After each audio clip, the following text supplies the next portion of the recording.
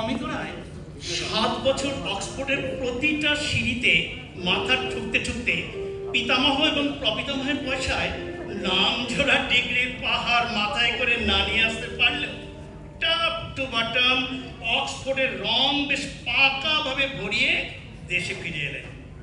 পরিচিত বন্ধু বান্ধব থেকে বেশ দূর পর্যন্ত অপরিচিতদের কাছে তিনি অমিত রে বলে প্রসিদ্ধ অর্জন করলেন।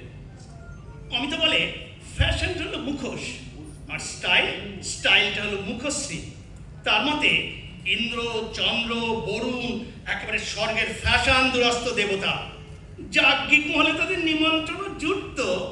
আর শিবের ছিল স্টাইল এত অরিজিনাল যে মন্ত্র পড়া যজমানেরা তাকে হব্যকব্য দেওয়াটা বেদস্তুর বলে জানতেন। আমি তো তার কয়েক গুণমুগ্ধ বন্ধু বান্ধব আর বোন সিসি, লিসি এবং লিলি বোসকে সঙ্গে করে নিয়ে গঙ্গার ওই ওপারে, যেখানে ঘন কালো মেঘের ওপর এক চিলতে চাঁদ ওঠে, এমন এক সুমধুর জায়গায় বেড়াতে গেলেন। আচ্ছা আমি, তুমি বিয়ে করো না কেন? এই ব্যাপারটাই সবচেয়ে জরুরি হচ্ছে পাত্রী, তার পিছেই পাত্র। অবাক করলে, এত মেয়ে আছে। আরে মেয়ে বিয়ে করতো সেই পুরাকালে লক্ষণ মিলি। আমি চাই পাত্রী, আপন পরিচয় যার পরিচয়, জগতে যে অদ্বিতীয়। আচ্ছা ভাই সিসি, বিনি বোস তো আমির জন্য বসেই আছে, ইশারা করলেই ছুটে আসে। ঠিক তাকে ওর পছন্দ নয় কেন? বলে কালচার নেই। কেন ভাই, সে তো বোটানিতে ফার্স্ট, বিদ্যেকেই তো কালচার বলে জানি। কমল হীরের পাথরটাকে বলে বিদ্যে, আর ওর থেকে যে আলো ছটা ঠিকরে পড়ে তাকে বলে কালচার। পাথরের ভার আছে, আলোর আছে দীপ্তি। ইস ছাড়ো, আমি বিনি বোসকে একদম বারণ করে দেব যেন তাকিয়েও না দেখে। পাগল না হলে কেউ বিনি বোসকে বিয়ে করে? একদিন অমিতর বালিগঞ্জের বাড়িতে এক সাহিত্য সভা বসেছিল। সেখানে রবি ঠাকুরের কবিতা ছিল আলোচনার বিষয়। অমিত জীবনে সেই প্রথম সভাপতি হতে রাজি হয়েছিল। একজন সেকেলে গোছের অতি ভালো মানুষ বক্তা রবি ঠাকুরের কবিতা যে কবিতাই এটা প্রমাণ করার জন্য উঠে পড়ে লেগেছিল। 5 বছর মেয়াদেই কবিত্ব করা যায়, 25 থেকে 30 বছর পর্যন্ত। এ কথা বলবো না যে পরবর্তীদের কাছ থেকে আরো ভালো কিছু চাই, বলবো অন্য কিছু চাই। সুরগোল একেবারে তুঙ্গে। রিপোর্টাররা সব বুঝতে না পেরে মাথা ঘুরে পড়ে গেলেন। এমত অবস্থায় একজন রবি ভক্ত বলে উঠল, ভালো জিনিস যত বেশি হয় ততই ভালো। ঠিক তার উল্টো, বিধাতার রাজ্যে ভালো জিনিস অল্প হয় বলেই তো ভালো, নইলে সে নিজেরই ভিড়ের খেলায় মাঝারি হয়ে যাবে। শারীরিক বাঁচার প্রসঙ্গ আসছে না, কাব্যিক বাঁচা। এই কবিরা পরম আয়ু নিয়ে বেঁচে থাক। প্রবীণ অধ্যাপক, প্রবীণ পলিটিশিয়ান, প্রবীণ সমালোচক। যা আনতে পারি কি, কাকে কাকে আপনি প্রেসিডেন্ট করতে চান তার নাম করুন। নিবারণ চক্রবর্তী। হ্যাঁ, কে কে নিবারণ চক্রবর্তী? তবে শুনুন, আনিলাম অপরিচিতের নাম ধরণীতে, পরিচিত জনতার সরণিতে। আমি আগন্তুক, আমি জনগণেশের প্রচন্ড কৌতুক। হলদার বার্তা আনিয়াছে বিধাতার, মহাকালেশ্বর পাঠাইছে দুর্লক্ষ অক্ষর। বল দুঃসাহসী কে কে, মৃত্যুবন রেখে দিবি তার দুরহ উত্তর। শুনিবে না মৃণতার সেনা করে পথরোধ, ব্যর্থ ক্রোধ হুঙ্কারিয়া পড়ে বুকে। তরঙ্গের নিষ্ফলতা নিত্য যথা মরে মাথা ঠুকে, শৈল তট পরে আত্মঘাতী দম্ভ ভরে। রবি ঠাকুরের দল সেদিন চুপ করে গেল, শশিয়ে গেল, লিখে জবাব দেবে। রামমোহন বাড়ুজ্যের কন্যা যোগমায়ার সঙ্গে জ্ঞানদা শঙ্করের বিবাহ হয়েছিল। তিনি তদানীন্তন আধো বিলিতি এবং আধো কুসংস্কারাচ্ছন্ন সমাজে এক প্রকার ঝড় তুলেছিলেন। যোগমায়া সেই ঝড়ের মূর্ত প্রতীক। তার 2 সন্তান, জ্যোতিশঙ্কর এবং মেয়ে সুরমা। প্রচুর পয়সার আধিপত্যে তিনি গরমকালে পাহাড়ে আর শীতকালে কলকাতায় যাতায়াত করতেন। জ্যোতিশঙ্কর কলেজে পড়েন। ছোট মেয়েকে দেখবার জন্য একটি গভর্নেসের প্রয়োজন হয়ে পড়েছিল। এর জন্য অবনীস্তত্ত্বের কন্যা লাবণ্যকে ভার দেওয়া হলো। তবে লাবণ্যর প্রধান আকর্ষণ ছিল যোগমায়া দেবীর লাইব্রেরি। অসাধারণ পাণ্ডিত্যের অধিকারিণী হওয়ায় লাবণ্যর পিতা তার বিবাহের কথা মনেও আনতে পারতেন না। তার মতে লাবণ্য নাই বা হলো বিয়ে, পাণ্ডিত্যের সঙ্গেই চিরদিন না হয় গাঁট বাঁধা হয়ে থাকলো। যোগমায়া দেবীর আর এক স্নেহভাজন পাত্র ছিলেন শোভনলাল, এক অতি সহজ সরল সুকুমার পড়ুয়া যুবক, যার একমাত্র উদ্দেশ্য ওই বই পড়ার নেশা, যেটা যোগমায়া দেবীর লাইব্রেরিতে আসলেই সিদ্ধ হতো। শোভনলাল মুখচোরা স্বভাবের হলেও মনে মনে লাবণ্যকে পুজোর বেদিতে বসিয়ে পূজা অর্চনা করা শুরু করে দিয়েছিল। লাবণ্য বিন্দু মাত্র নিজেকে অবনত না করে যেমন পুরুষসুলভ আচরণ তেমনিই করত। শোভনলালের বাবা একদিন এমত অবস্থায় অবনীশের বাড়িতে এসে চড়াও হয়ে খুব এক গাল পেরে গেলেন। বক্তব্য, তার ছেলের বাজারদার তারা জানে না, এবার পাস দেবার পর আরো বাড়বে। এটা একটা মূল্যবান জিনিসে মূল্যহীন ভাবে ছেলে ধরার কল পাতা হয়েছে। কারণ তিনি ওই শোভনলালের টিনের প্যাটরা থেকে একটা সদ্য স্নাত লাবণ্যের আর্টিস্ট দ্বারা অঙ্কিত ছবি উদ্ধার করেছিলেন এবং দাবি করেছিলেন এটি লাবণ্য দ্বারা ফাঁদ পাতানো ছেলে ধরার জন্যই দেওয়া হয়েছে। কিন্তু এইসব নাটকের কোনোখানে লাবণ্যর কোনো ভূমিকা ছিল না। তবুও মন থেকে শোভনলালের সঙ্গে এক সাংঘাতিক প্রতিযোগিতা শুরু হয়ে গেছিল। একদিন অবনীশের অসাক্ষাতে লাইব্রেরিতে শোভনলাল বসে আছে আর মনে মনে লাবণ্যকে প্রত্যাশা করছে, যদি একবার তার দেখা পায়। বিয়ে পরীক্ষায় তিনি ফার্স্ট এবং লাবণ্য তৃতীয়, একবার তো তার পক্ষ থেকে অভিবাদন কাম্য ছিল। এমত অবস্থায় হঠাৎ করে দরজা ঠেলে ঝড়ের গতিতে ঢুকে লাবণ্য বলতে লাগলো, আপনি কেন আসেন বারবার এখানে? জানেন না আপনার বাবা কি বলেছেন এখানকার সম্বন্ধে? বেরিয়ে যান। শোভনলালের হাত পা কাঁপতে শুরু করে, সারা শরীর যেন ঠেলে বেরিয়ে আসতে চায়, শ্বাস রোধ হয়। তবু কোনো মতে ঝোলা গুটিয়ে তড়পড় করে বেরিয়ে যায় এবং মনে মনে শপথ করে আর কখনো এমুখ হবেন না। অমিত শিলং পাহাড়ে মোটর নিয়ে একা একা পাহাড়ের চক্রাবর্তে ঘুরে বেড়াতে বেড়াতে এক বিপদমুখ রাস্তায় এসে উপস্থিত হলো। এদিকে ওই সময় লাবণ্য গাড়ি নিয়ে প্রাত্যহিক সান্ধ্য পরিক্রমায় বেরিয়েছিল। হঠাৎ পাহাড়ের উপর অংশে উঠবার বাঁকে অমিতর গাড়ির সঙ্গে তার ড্রাইভারের লাগলো সংঘর্ষ। দুপক্ষই সমানভাবে জখম। আবশ্যিক কারণে গাড়ি গেল গ্যারাজে, আর লাবণ্য অমিতকে নিয়ে তার কর্তামার বাড়ি অর্থাৎ যোগমায়ের ড্রয়িং রুমে এসে উপস্থিত হলো। এ যেন অন্য গ্রহ অমিতর কাছে। তার জীবন এখন যেন পুরনো টেক্সট বুকের মলাট, না আগামী দিনের কৌতূহল, না ঠিক বর্তমানের আনন্দ। এই যে হঠাৎ মিলন, অ্যাক্সিডেন্ট, ও যেন এক বড় পাথরের ধাক্কায় এক ধাপে অমিতকে অনেকটা উড়িয়ে নিয়ে গেল। বাইরে বৃষ্টির তোর, বারান্দায় ঘন ঘন পায়চারি করতে করতে অমিত মনে মনে বলে উঠল, পথ বেঁধে দিল বন্ধনহীন গ্রন্থি, আমরা দুজন চলতি হাওয়ার পন্থী, রঙিন নিমেষে ধুলার দুলাল, পড়ানে ছড়ায় আবির গুলাল, ওড়না ওড়ায় বর্ষার মেঘে দিগঙ্গনার নৃত্য, হঠাৎ আলোর ঝলকানি লেগেই ঝলমল করে চিত্ত, নাই আমাদের কনক চাঁপার কুঞ্জ, বনবিথিকায় কীর্ণ বকুল পুঞ্জ, হঠাৎ কখন সন্ধ্যা বেলায় নামহারা ফুল গন্ধ এলায়, প্রভাত বেলায় হেলা ভরে করে অরুণ কিরণে তুচ্ছ, উদ্ধত যত শাখার শিখরে রডোডেনড্রন গুচ্ছ। যোগমায়ের ভদ্র নম্র আচরণ অমিতকে আরো মোহিত করে তুলল। মনে মনে ভাবল যে এখানে আসার একটা সূত্র তাকে ধরতেই হবে। তোমার কাকা অমরেশ ছিলেন আমাদের জেলার সবচেয়ে বড় উকিল। একবার সর্বনাশী মোকদ্দমায় ফতুর হতে বসেছিল, তিনি আমাদের বাঁচিয়ে দিয়েছেন। আগে আমি তার অযোগ্য ভাইপো। কাকা লোকসান বাঁচিয়েছেন, আমি লোকসান ঘটিয়েছি। আপনি ছিলেন লাভের বৌদিদি, আমার হবেন লোকসানের মাসিমা। বাবা, তোমরা দুজন গল্প করো, আমি দেখি জল খাবারের আয়োজন করি। মাসিমা আমাদের আলাপ করবার আদেশ করেছেন। আলাপের আদিতে হলো নাম। প্রথমেই তাহলে সেটা পাকা করা যাক। আমি তো জানি আপনি অমিত বাবু। না না, ওটা এসব ক্ষেত্রে চলে না। ক্ষেত্র অনেক থাকতে পারে, কিন্তু অধিকারীর নাম তো একই হওয়া চাই, তাই নয় কি?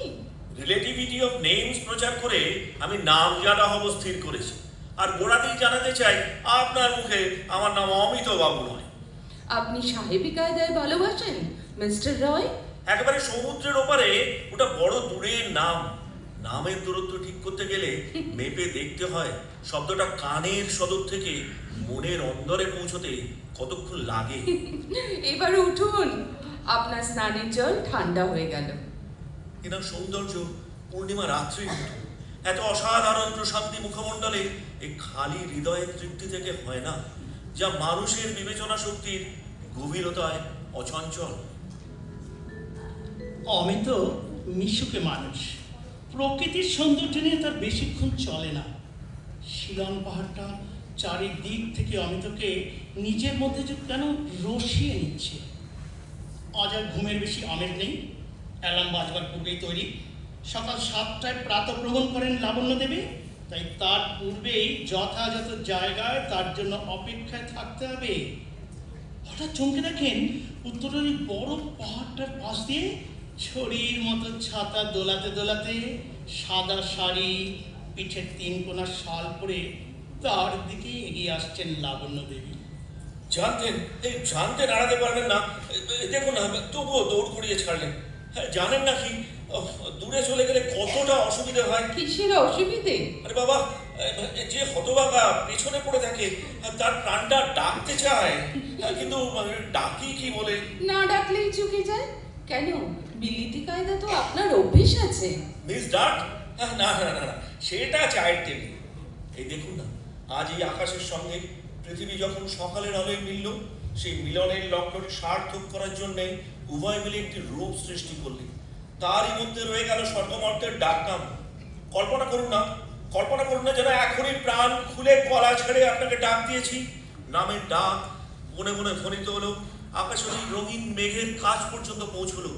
সামনের ওই পাহাড়টা তাই শুনে মাথায় মেঘ মুড়ি দিয়ে দাঁড়িয়ে দাঁড়িয়ে ভাবতে পারেন কি সেই ডাক মিস ডাক? নামকরণের সময় লাগে।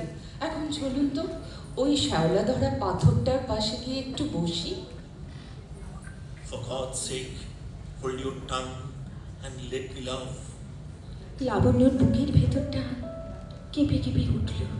আপনি নিশ্চয়ই জানেন লাইনটা কার? কবি ডন আপনার বই বল থেকে সেদিন আবিষ্কার করল। দোহাই তোদের একটুকু চুপ কর, ভালোবাসিবারে দে আমার এই অবসর।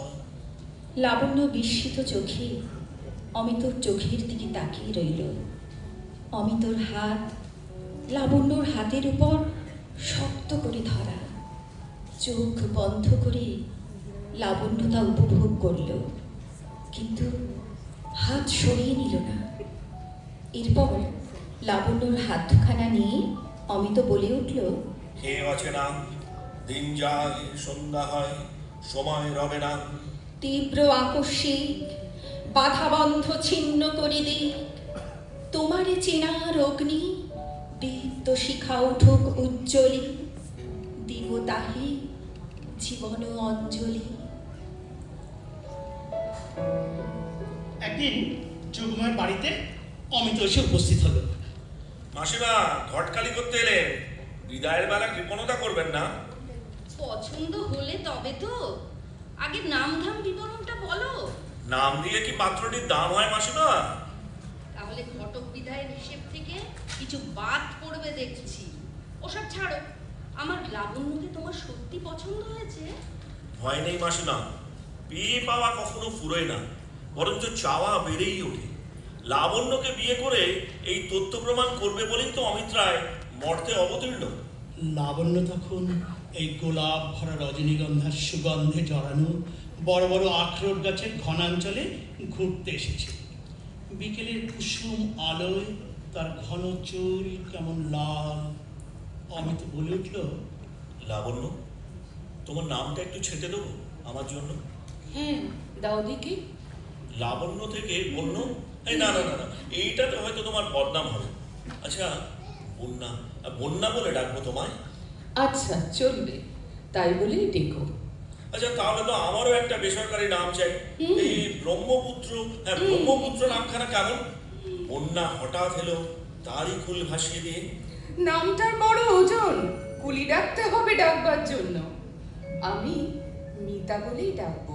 চমৎকার। ভালোবেসে সখী নিভৃতে যতনে আমার নামটি লিখো তোমার মনের মন্দিরে। আমারও পরাণে যে গান বাজিছে তাহার তালটি শিখো তোমার চরণ মঞ্জিরে।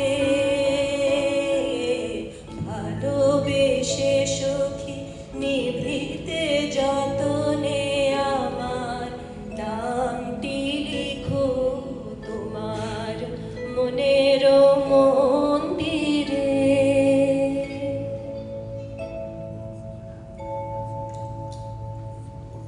মা লাবণ্য, তুমি ঠিক বুঝেছো?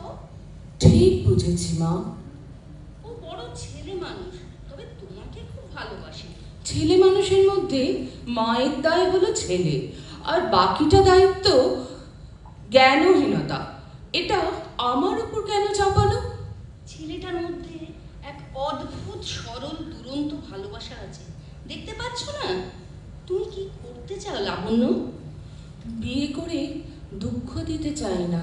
বিয়ে সকলের জন্য নয়, জানো কর্তামা, খুঁতখুঁতে মন যাদের, তারা মানুষকে কিছু কিছু বাদ দিয়ে বেছে বেছে নেয়।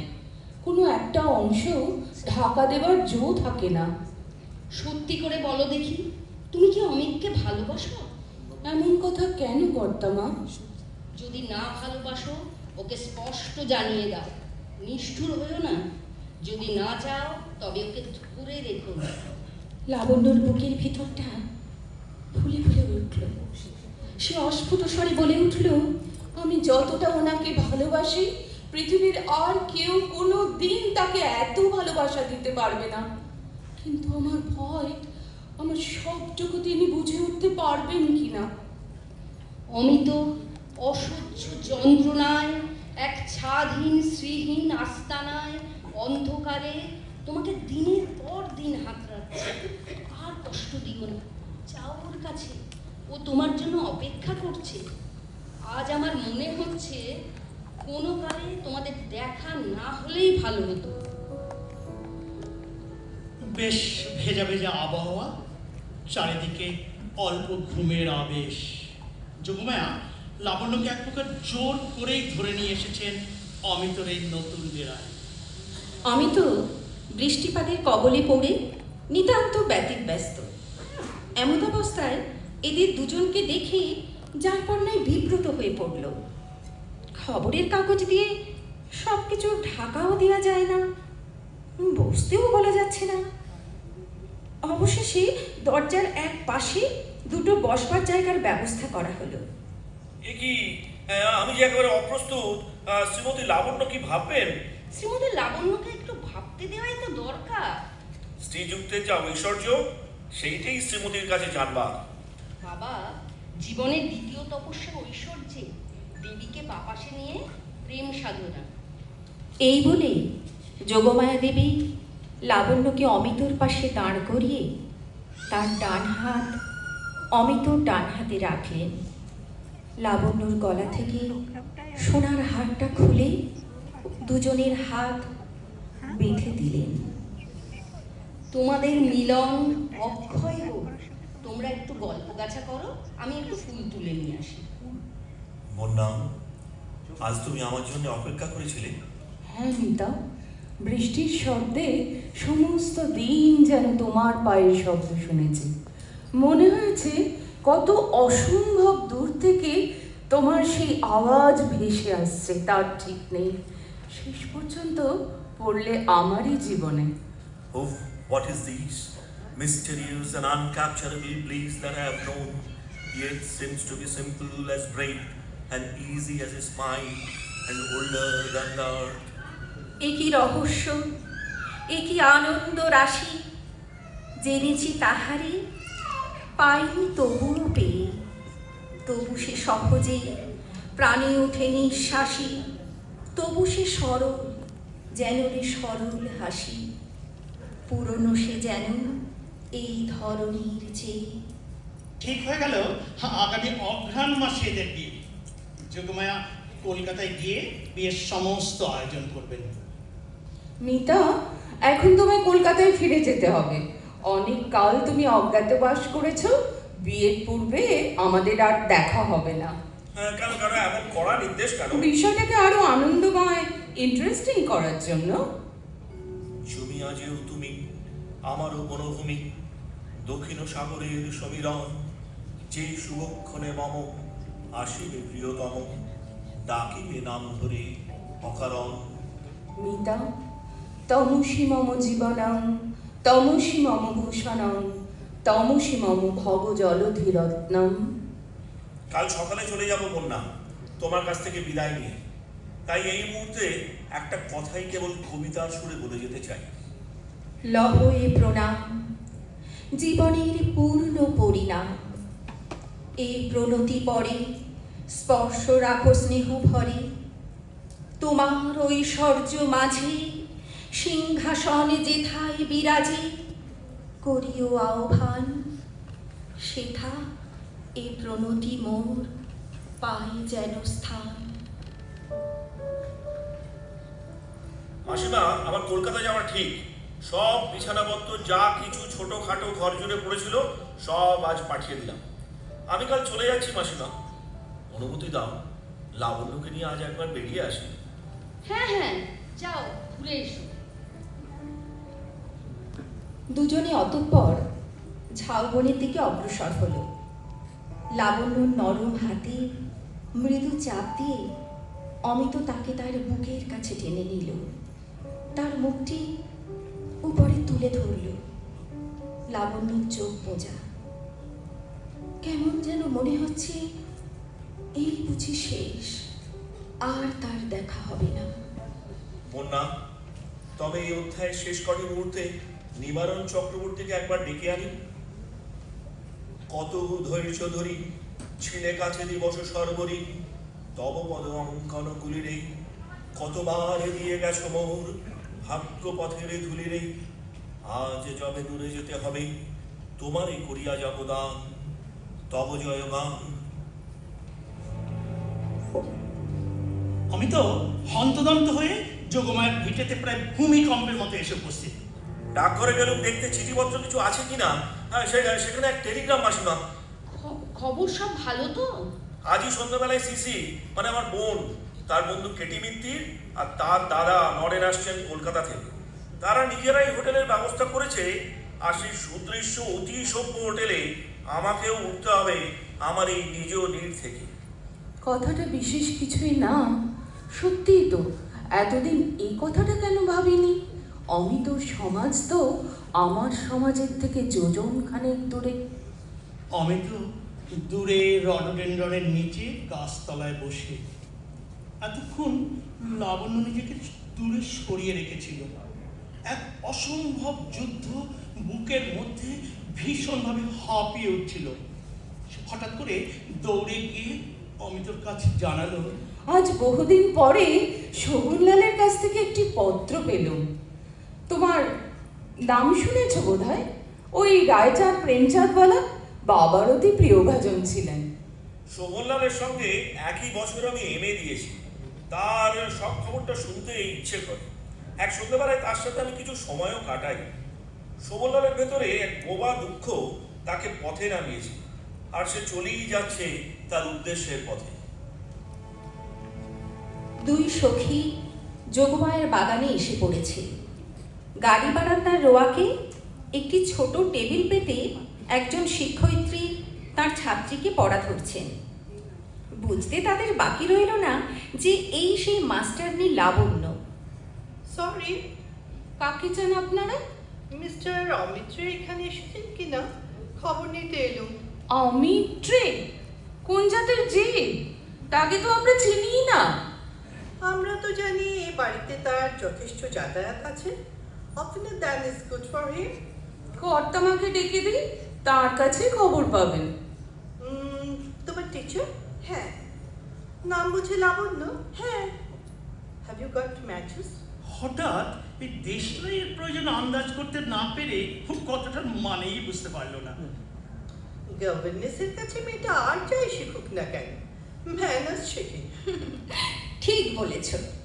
ফেমাস লাবণ্য ডিলিশিয়াস শিলং পাহাড়টাকে ভলক্যানো বানিয়ে ফেলেছে। ভূমিকম্পে অমিতের হৃদয় ডাঙায় ফাটল ধরিয়ে দিল। এমন সময় অমিত এসে উপস্থিত। যোগমায়া ভেতর থেকে সাদা গরদ করে বেরিয়ে এসেছেন। অমিতরাজ তার লাবণ্যকে আংটি পরাবার দিন কলকাতা থেকে সেই সাদা মুক্ত বসানো সোনার আংটি সেটাতে এসে গেছে, কিন্তু অমিত ভেবেই পাচ্ছে না এটির সঠিক সময় কোনটি। বারান্দার যে কোনটায় বসে লাবণ্য তার ছাত্রীকে পড়ায়, আজ যে সেখানে কেটি, সিসি, লিলি দাঁড়িয়ে দাঁড়িয়ে সিগারেট টানছে। অতি অভদ্র এবং নির্লজ্জতার মাত্রা বহু গুণ বেড়ে গেছে দেখে অমিত তাদের দিকে একবারও না তাকিয়ে সোজা ভেতরে লাবণ্যর খোঁজে চলে গেল।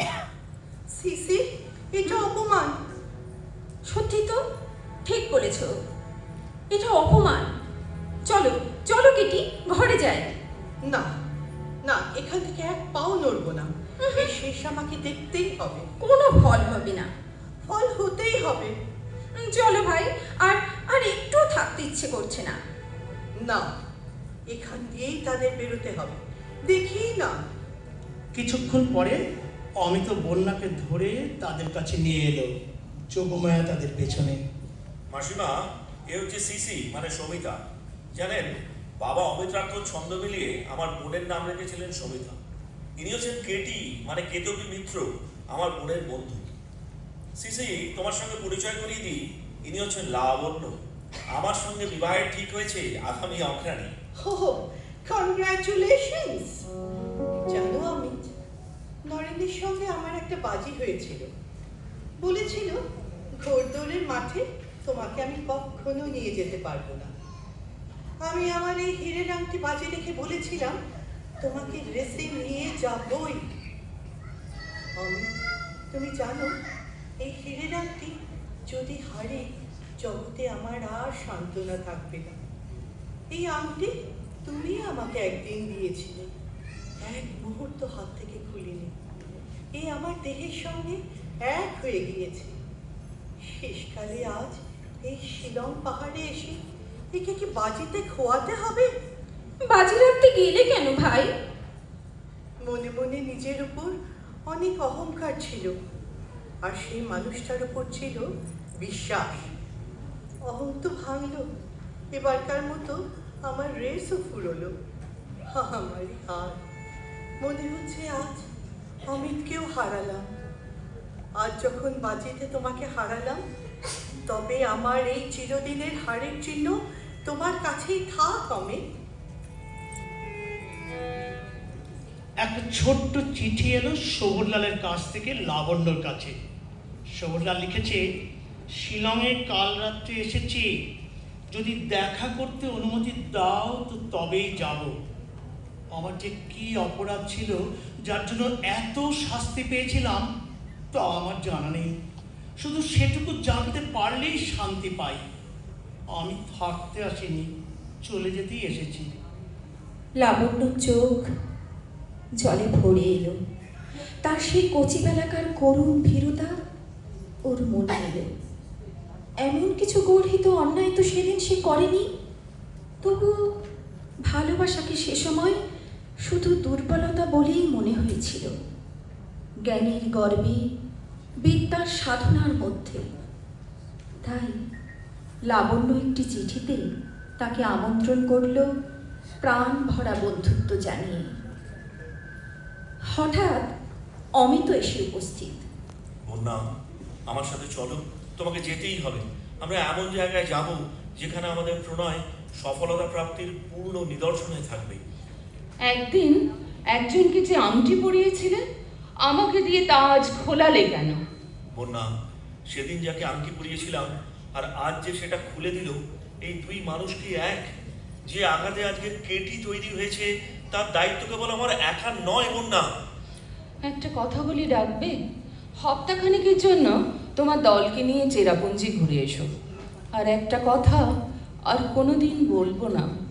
তোমার সাথে যে আমার অন্তরের সম্পর্ক, তা নিয়ে তোমার লেশমাত্র দায় নেই। আমার সমস্ত ভালোবাসা দিয়ে বলছি, তুমি রাগ করো না, তুমি আংটি দিও না, কোনো চিহ্ন রাখবার দরকার নেই। আমার প্রেম থাক নিরঞ্জন। এই বলে আংটিটি নিজের হাত থেকে খুলে অমিতর হাতে আস্তে আস্তে পরিয়ে দিলে। অমিত চেরাপুঞ্জি থেকে ফিরে এসে দেখে যোগমায়ের বাড়ি পুরো অন্ধকার। মালি তাকে দরজা খুলে দেয়। ভেতরে গিয়ে দেখে সব শূন্য, সব কিছু ছেড়ে চলে যাওয়া এক অদ্ভুত নিস্তব্ধতা। অমিত অস্থির, কোনো সান্ত্বনা দেবার কেউ নেই। জ্যোতিশঙ্কর যোগমায়ের পুত্র, প্রেসিডেন্সিতে পড়াশোনা করত এবং কলকাতায় মেসে থাকত। জ্যোতি অমিতকে গুরু মানত এবং তার সঙ্গে সাহিত্য বিষয়ে অনেক জ্ঞানার্জন করত।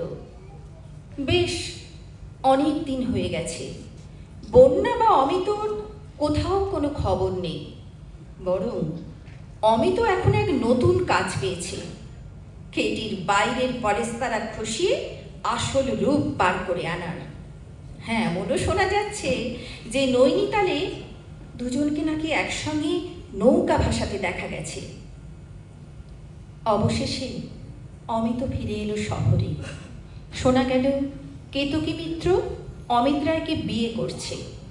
জ্যোতিশঙ্কর নিজে থেকেই জিজ্ঞাসা করল, যা শোনা যাচ্ছে তা কি সত্যি? তোমরা কি বিয়ে করছো? লাবণ্য কি এই বিয়ের খবর পেয়েছে? না, এখনো তাকে লিখিনি। দেখো ভাই জ্যোতি, সব কথা সকলের নয়। কেতকীর সঙ্গে আমার সম্বন্ধ ভালোবাসারই, কিন্তু সে যেন ঘড়ায় তোলা জল, প্রতিদিন তুলবো, প্রতিদিন ব্যবহার করব। আর লাবণ্যের সঙ্গে আমার যে ভালোবাসা, সে রইল দিঘি, সে ঘরে আনবার নয়। আমার মন তাদের সাঁতার দেবে। কিন্তু অমিতা, এই দুটোর মধ্যে একটাকেই কি বেছে নিতে হয় না? যার হয় তার হয়, আমার হয় না। কিন্তু কেতকী যদি... তিনি সব জানেন, তবে সব বোঝেন কিনা বলতে পারি না। তবে তাকে কোনোদিন ফাঁকি দেবো না। ওকে এটাও বুঝতে হবে যে সে লাবণ্যের কাছে ঋণী। একটা শেষ চিঠি তাকে পৌঁছে দেবে। তব অন্তর্ধান পটে হেরি তব রূপ চিরন্তন, অন্তরে অলক্ষ লোকে তোমার অন্তিম আগমন। লোভিয়াছি চিরস্পর্শ মনি, আমার শূন্যতা তুমি পূর্ণ করি গিয়েছ আপনি। জীবন আধার হলো, সেই ক্ষণে পাইনু সন্ধান। সন্ধ্যার দেউল দ্বীপ চিত্তের মন্দিরে তব দান, বিচ্ছেদের হোমবহ্নি হতে পূজা মূর্তি ধরি প্রেম দেখা দিল দুঃখের আলোতে। ইতি মিতা। বেশ কিছুকাল অতিবাহিত। একদিন জ্যোতিশঙ্কর একটা আমন্ত্রণ চিঠি নিয়ে অমিতর কাছে উপস্থিত। শোভনলালের সাথে লাবণ্যর বিবাহ। অপর পৃষ্ঠায় অমিতকে লেখা লাবণ্যর একটি বার্তা। কালের যাত্রার ধ্বনি শুনিতে কি পাও, তারি রথ নিত্যই উধাও। জাগাইছে অন্তরিক্ষে হৃদয় স্পন্দন, চক্রে পিষ্ঠ আধারের বক্ষ ফাটা তারার ক্রন্দন। ওগো বন্ধু, সেই ধাবমান কাল জড়ায় ধরিল মোরে, ফেলি তার জাল। তুলে নিল দ্রুত রথে দুঃসাহসী ভ্রমণের পথে, তোমা হতে বহু দূরে। মনে হয় অজস্র মৃত্যুরে পার হয়ে আসিলাম আজি নবপ্রভাতের শিখর চূড়ায়। মোর লাগি করিও না শোক, আমার রয়েছে কর্ম, আমার রয়েছে বিশ্বলোক। মোর পাত্র রিক্ত হয় নাই, শূন্যরে করিব পূর্ণ, এই ব্রত বহিব সদাই। করুণ মুহূর্তগুলি গণ্ডূষ ভরিয়া করে পান, হৃদয় অঞ্জলি হতে মম। ওগো তুমি নিরুপম, হে ঐশ্বর্যবান, তোমারে যা দিয়েছিল সে তোমারই দান। গ্রহণ করেছ যত, ঋণী তত করেছ আমায়। হে বন্ধু, বিদায়। বিদায় নেবার সময় এবার হলো, প্রসন্ন মুখ তোলো, মুখ তোলো, মুখ তোলো। মধুর মরণে পূর্ণ করিয়া সপিয়া যাব প্রাণ চরণে। যারে জানো নাই, যারে জানো নাই, যারে জানো নাই, আর কোনো ব্যথার নীরব রাত্রি হোক আজি অবসান। আমার জীবন পাত্র উচ্ছলিয়া মাধুরী করেছ দান। সবার তরফ থেকে ধন্যবাদ। লাবণ্যর ভূমিকায় সুস্মিতা মিত্র, আমি সিসি এবং সূত্রধরের ভূমিকায় ছিলাম সোমা লাহা। অমিত প্রতীক মিত্র। ভুল ত্রুটি হলে ক্ষমা করে দেবেন। সূত্রধরের ভূমিকায় নন্দদুলাল কুন্ডু। কেতকী মিত্র, মিতালি মুখার্জি। যদুমায়া নন্দিনী কুন্ডু। অসংখ্য ধন্যবাদ। আমি শেষের কবিতা এবং সঙ্গীতে অমৃতা ঘোষ। নমস্কার।